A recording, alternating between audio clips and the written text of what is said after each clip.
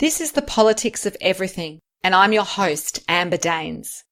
Welcome to the podcast where we want to discuss the politics of everything, from money to motherhood, nutrition to narcissism, startups to secularism, the environment to equality, and much more. Our guests are experts in their field or topic of choice, even if you've not yet heard their name. This is a bipartisan podcast, so while we love exploring varied views and get a buzz from a healthy debate, by no means is this a one-sided forum for any one political view. So please listen up and enjoy the politics of everything. The idea of wealth exudes the idea of excessive amounts of money and the ability to have more than our fellow man or woman. However, what if wealth was redefined as a more broad goal, such as our overall state, to include our mental, spiritual and physical wealth, as well as just our material wealth? On my podcast now is Chris Bates, a financial planner, a mortgage broker, who says his approach is very different. He was a financial advisor for over a decade and has had thousands of client conversations. And today he offers his clients meaningful financial advice that he hopes makes a real difference. Today, we dig deep as we chat about the politics of wealth. Welcome to the program, Chris. Thank you. Good to be here. Okay, let's dive in here. How would you define true wealth from your perspective and why? Okay, cool. I guess firstly, I don't really like the word wealth in society. I think it's very misrepresented and it's given the wrong rap, I guess, and it's defined very finely as just literally financial wealth. And so the wealth management industry, your net worth, I'm wealthy, I've got lots of money. It's all around just how much money you've got in life. And wealth isn't really that. If you actually look at what the definition of wealth, it's actually something that you value and it's actually something that's valuable. And I guess that true wealth to me is much more than money. I think if you are the richest guy in the world, if you're just rich and you haven't got good health or you haven't got good relationships or you're not doing something that you're passionate about, to me, I don't think you're really wealthy. You're wealthy on one side of all the dimensions out there. So true wealth to me, really, it's much more broader. It's everything that you value in your life. That could be literally just having the ability to read or having time with your family or being able to, go on holidays. Wealth it can be as broad as you want. And I think the broader, the better. That sounds redefining for a lot of us. And I guess for you, that the flip side is you have had a career in finance. Was that always what you thought you'd do? And how have you kind of walked the path to where you are today? Give us a little bit of your career snapshot. It's probably not been a path, it's been more of a rocky bridge. I guess I was really probably naturally good at numbers when I was a kid, and mathematics and all that sort of stuff was kind of my thing. And naturally you think when you're a kid that then you should become into finance and you should become an accountant. I was an accountant for a year, kind of hated it, realized that it wasn't exciting, moved into kind of investment banking and then thought, oh, that's not really for me either. And then I met a financial advisor and that sent me down a different road, and that kind of introduced the people element. And I guess over that I've been an advisor for 11 years now. It's been a little bit one hand fighting with the industry and what financial advice really is and out there. And then secondly, going, look, I just want to help people and learn about people. And, I'm curious about where they want to go in life. And I guess I've kind of always been battling those two worlds. For the last 4 years, I've been running my business and I kind of doing it my way and my show. So I've kind of let go of what everyone else is doing and just do it my way now. That sounds liberating. So I love this idea that the new wealth is well-being. And I think, you wouldn't be alone in sort of valuing that kind of definition. Yeah. And you sort of say money is not always the motivation. So how did you arrive at this definition yourself? Have you had an experience because of your career perhaps that has redefined wealth for you? Because I must admit, the idea of being wealthy has a pretty negative rap in most of our society when we see what's happening out there with those people who do have lots of money and how perhaps that means others don't. Yeah, so you're right. There's lots of beliefs, financial beliefs that we've kind of thrown in us as kids, and they might have come from our parents and they've come from their parents and their parents and their parents.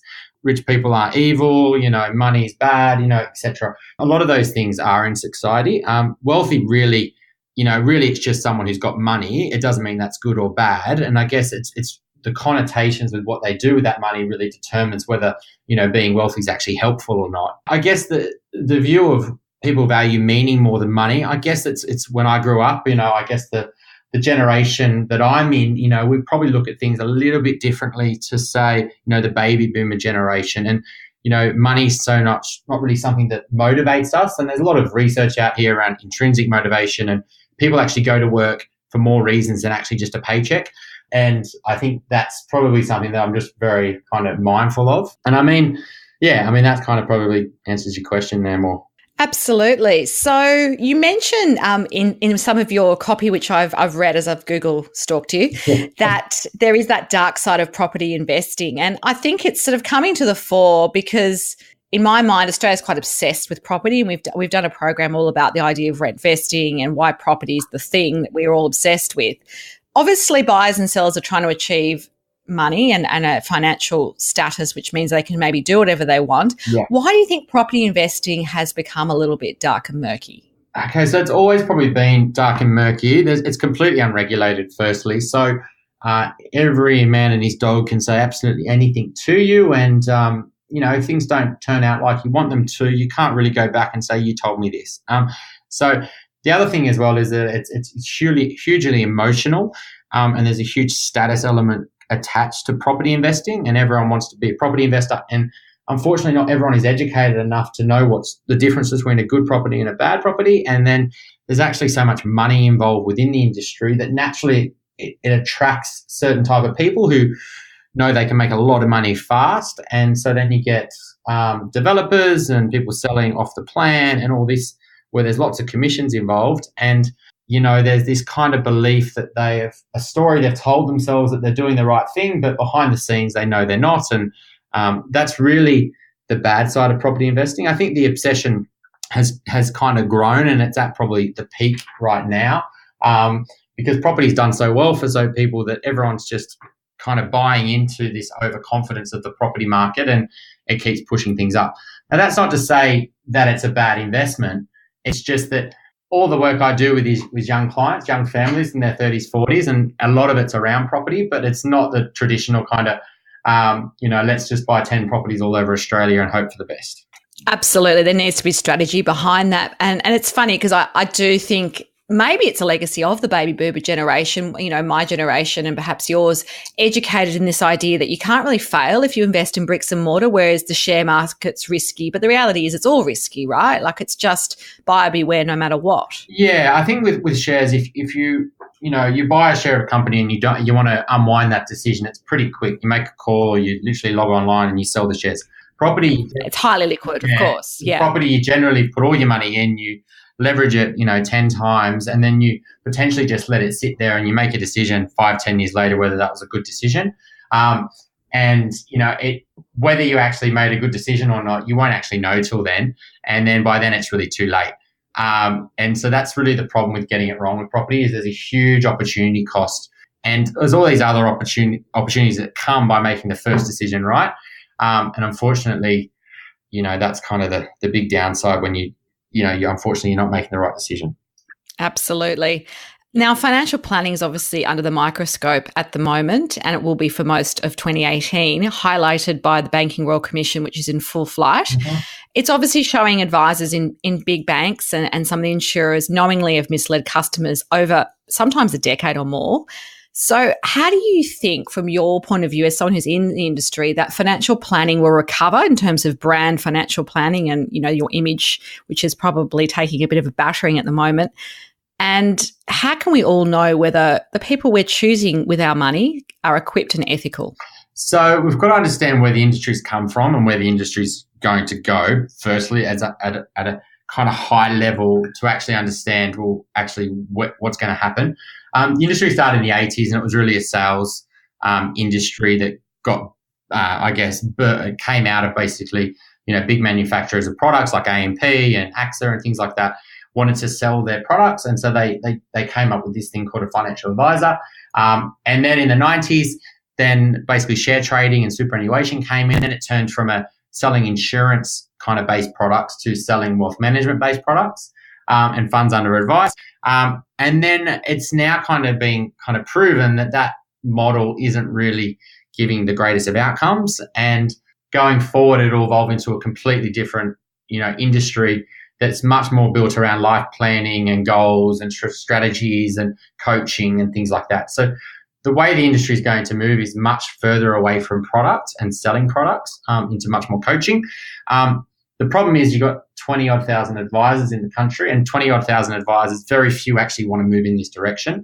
They want to keep going back to what they've always done, and that's selling investment products, basically.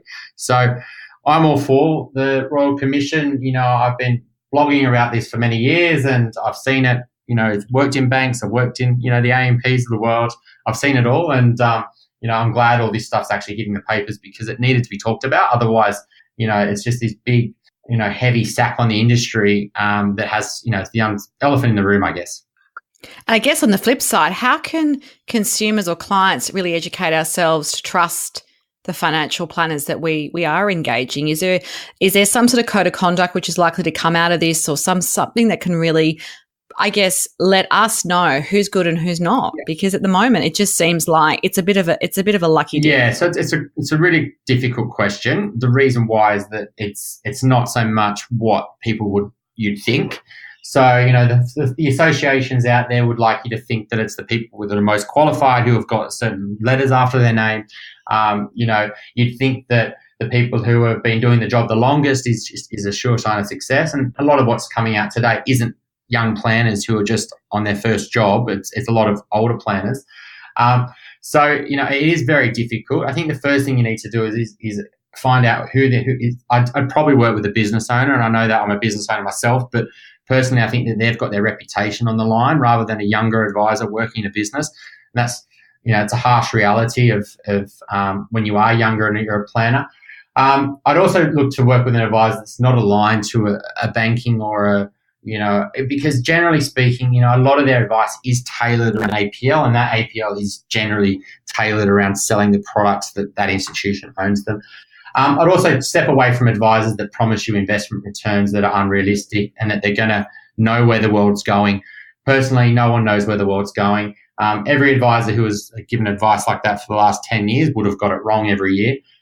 So you really want to focus on an advisor that's actually trying to give you coaching on actually financial basics and actually a system and a process for you to follow to actually move ahead financially, and not so much targeted around investment returns. Now, there are advisors out there, there are a lot of the younger advisors are moving this way because they understand that's their long-term future. So, that's probably a good starting point. So not conflicted, not based around investment, and more based around coaching. That's great tips. And I guess the reality is we have to pay for that advice. If we want it to not be, just free and products being pushed at us that we maybe don't need or can't afford or aren't going to work for us, we actually need to value the advice. And I guess that's the sort of elephant in the room when it comes to this discussion, that a lot of people are used to, it's tied up in the commissions and that's how we get the advice. But if we really want the impartial advice, it sounds like we need to be able to own that and pay for it like we would any other service. 100% agree. That's a harsh, people don't value things, especially, and they love when things are free or they feel like free. And that's one of the benefits of commission, I guess, is people feel like they're not paying for a service, but they are in other ways. They just don't know that. I think definitely paying, money in your pocket, even if you just commit to it with a good advisor for a year or two and just actually get your knowledge up and start taking steps forward. The only way you're actually going to move yourself forward financially is when you start to prioritize finances in your life and you actually put a focus on it. If it keeps pushing down, down your priority list and keeps getting fallen off your to-do list, then you're never going to value, you're never going to step forward. So the good advisors out there will actually drag that priority out there and create meaning around why money matters to you. And then once you know that, then you've actually got all the motivation there. If you don't need money, then it's hard to be motivated. But if you've actually got meaningful goals that you really want to achieve, like put your kids through education or move overseas or move out of Sydney or whatever it is, then you're going to get the motivation there. And now you just need a system and a process to do it. So your business, Wealthful, partly began because you had this frustration with the type of advice or the way advice was being delivered. And also the flip side is your own passion to build the ethical advice firm of the future, which I think is fantastic. How does that really stack up? Obviously people come to you for the financial outcome in many ways. What other sort of things in your toolkit do you offer them that perhaps other advisors don't? So, I just jumped off a call with a new client then. My questions aren't around, do you want to make more money, or, when do you want to retire and how much money do you need? I think a lot of those questions are pretty pointless. I think really what the questions you should be asking, questions that matter is where do you want to live long term? Do you really love what you do? What do you want to do with your kids? Do you want to, what's happening with your parents? Like, these are the things that really matter. These are the things that you should be planning for. And these are the things that you're going to have to think, well, financially, we're going to need money for that. So let's start to let's figure out how we can, grow our money so we can pay for these things. So what I do is I shift the focus from just having money or making money for the sake of making money and trying to grow more money to actually figuring out, well, what do we actually need? What actually matters? And a lot of that comes down to helping people, really question whether they're doing the right job. I'm pretty black and white with that. If you're not passionate about it and you don't enjoy it, then I do think that's a huge part of your life you're missing out on. So I think, a lot of it comes down to questioning people around their health and, is it really worth it that you're working 70 hours a week and you're not seeing your family or whatever it is? And I think, the conversations go in different directions, and I guess that creates a much more meaningful outcome. And so sometimes it's, we're stepping away from making more money to actually getting a better life. And that's quite common. And it does sound great, but the reality is, I guess, on the flip side, that we read all these reports about how much money we need to retire, even comfortably, not even, excessively, not talking buying super yachts and so forth, particularly if you're going to stay in big cities like Sydney and Melbourne, where it is expensive to live, no matter how old you are or what stage of life you're at. Are you saying that perhaps it's not really all about that and we can be comfortable and satisfied with less? Because I've heard sort of the whole, you need $1 million in super, you need to own your own house, you need this, and that's just going to get you that basic kind of middle class retirement. And so, the other issue I guess we're grappling with is a lot of women retiring with less super and less wealth. They're getting divorced, or their husbands are passing away sooner, and that's the highest rate of homelessness growing in Australia is women in their 50s and 60s, which is completely shocking. So how do you balance out that sort of cold hard reality with those lofty goals, really? I mean, is it a conversation you have to have with clients every year? How often do you check in with them? How do they, things move is what I'm saying, and how do you make sure that they're still on track to where they need to be? Yes, everyone at some point are going to stop working, and we're going to live hopefully for a period. Who knows how long that's going to be? It could be 5 years, it could be 10 years, it could be 40 years. I think the oldest man in the world died this week at 119. So you actually have no idea how long you're going to live. And so how much money you need for retirement, you actually have no idea. How much money do you need? Obviously, the more the better. But, striving and for this round number of $1 million is what wealth management and the papers want you to think, so they can sell you more money, put you more money into your super fund, so they can make more money on fees. Really, what the number is actually comes down to you, how you live your life, and really the focus should shift about, well, I need money because in retirement I want to do X, Y, and Z. And unless you have really any idea of what you really value in life and where you want to spend your time, it's hard to put a number on it. Now, for example, I went to the beach on Sunday. I sat there and read a book for 2 hours, and we just sat on a rock and went for a swim. Like, that didn't cost any money. If I want to do things like that in retirement, I don't need much money, do I? So I think we need to shift away from believing that the more and, we need lots more, to actually going, well, actually, the way that I live life and what I want to do in life actually doesn't cost a lot of money, and we start to work it way back. So there are problems. Unfortunately, I'm a massive believer in, in the flaws of capitalism, and and there are people. That sounds so ironic, Chris. Yeah, I mean, it's well, I mean, that's the truth, really, isn't it? So, I mean, capitalism isn't working for the majority of the population. I'm trying to help people who are, I guess, getting marginalised by that to actually find a way through the system. The system, unfortunately, won't change. The world's built on capitalism, and rather than, I guess, being left behind and getting, I guess, affected by that, you're trying to, I guess, make the best of what you can. And so you're doing things like, doing a job that you're passionate about and that's meaningful, and pursuing things in your life that, you find meaning from, expecting that, that capitalism's going to go away. Unfortunately, you haven't really got that time. No, I totally agree. Part of your business is what you call the Wealthful Way, and I know there's an emphasis on building that actionable and simple system for predominantly younger Australians. You were saying a lot of your clients are in your 30s and 40s. So for them, what does that look like? And it sounds like your wealth planning processes are a little bit different, without giving away all your trade secrets, of course. What's sort of different about your process? Is it more than just filling in a whole bunch of forms and going and get a health check? What do you do that's a bit different? Clients will probably say to me, is that it, a lot of the time? And the reason why is that, what we actually do is we build something that's extremely simple, and we have one focus every year. That literally might be, we're going to try to save $30,000 this year. We're going to buy our first investment property. We nut it down, because really, good advice is actually only a few different levers. It's not about, putting money all over the place and betting on this next latest Bitcoin or, whatever. It's actually just following a very simple system and a process, and actually then just sticking to it. And the discipline of doing that actually and compounding over a long time is actually what gets you a really good result. So my process is actually cutting through all that noise of all these different options, and then I guess giving people very clear actions on what they need to be doing right now. And then and that's obviously always changing. It could be they're helping them actually get their first home and actually understanding what's actually a good property. Then we're actually saying, right now we actually need to pay off some of this debt. So let's just focus on that this year. Okay, maybe we want to do a renovation. It's kind of talking people through all these big decisions and actually giving them one real focus to get through it. Excellent. That sounds very helpful. So who have you had in your life that's really inspired you, either as a mentor? They don't have to be well known. They could be in your immediate circle or your family. If so, who are they, and what have they taught you about life and success? I don't listen to a lot of the traditional kind of financial advice kind of gurus. There's a few that are very quiet behind the scenes, and they've started very successful organizations, and they look at things very differently. So Arun Abbey is one, which he started IPAC. If you are wanting to, the book he's written, How Much Is Enough? I mean, fundamentally that encapsulates everything that I'm kind of talking about here. More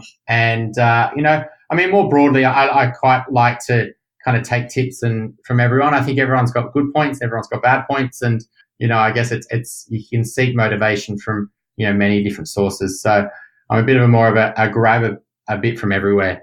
But I mean, Arun Abbey is he's a pretty intelligent guy, and he looks at things pretty broadly and pretty smartly in my eyes. It's always good to be challenged as well, I guess, on how we think. I think there's a risk that sometimes it's that echo chamber. We only sort of listen and absorb information that we already know or we agree with. So I'm always into that challenge as well. So yeah, that's a great tip. So last advice, what would be your number one tip for listeners today who want to get ahead in the politics of wealth? Redefine wealth to yourself, and really kind of second guess what you're actually doing and where you're going. And figure out whether you're pursuing the goals of your parents and goals of your friends and goals of society, or you're actually doing something that's meaningful for you. I think that's a question you should always be asking yourself. And if you can, hand on heart, know that you are, then you're probably heading in the right direction. But if you're not, you need to figure out what's not working, and I guess actually start to redefine everything. And as soon as you do that, that's when you can start moving in the right direction. That's been fabulous food for thought. If you do want to connect further with Chris Bates, there will be some details on our show notes. You've been listening to The Politics of Everything. Until next time, keep well. Thanks for listening today. If you've enjoyed The Politics of Everything, we thrive on feedback. So please add a short review and share the podcast with your network, your friends and family. I'm also always on the hunt for fabulous new guests. So if you've got a view to share and an idea how to get our listeners excited, please email me at amber@bespokecoms, that's BESPOKECOMMS.com.au, and we'll be sure to get back to you. Until next time.